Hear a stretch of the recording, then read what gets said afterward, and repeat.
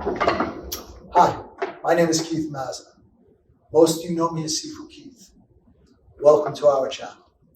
Hey everybody, Sifu Keith here, and today's video comes from our wooden dummy training. It's the two-man application to set 11 on the wooden dummy. But before we do that, I need you to go over to the boxes, click like and subscribe, and click the bell to always be kept up with our latest videos.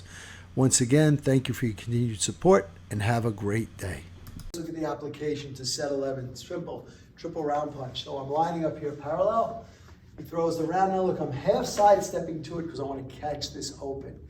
For interruptibility purposes, if he starts to hook that around, I want to turn this into a lop and drop it down. Okay, that'll prevent him from rolling over to take his strike.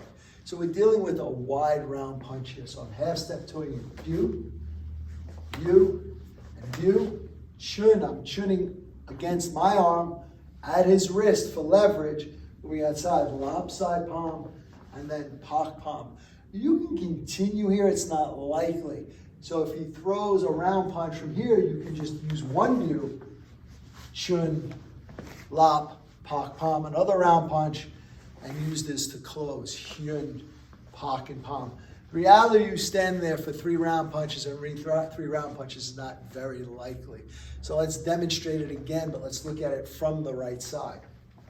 Comes in, round punch comes in, it's 1, 2, 3, chun, lop, pak palm, and now I can just move to the close here with the double gan, hyun, pak palm, and break. So remember with these sets, you're learning them on the dummy, you learn application, but then you also learn to interrupt. Because it could happen that Keith just throws 1 round and I don't feel the else coming, so I just chun sal, lop sal, and move. Or it could just be 2 rounds coming in, 1, 2, and then moving outside.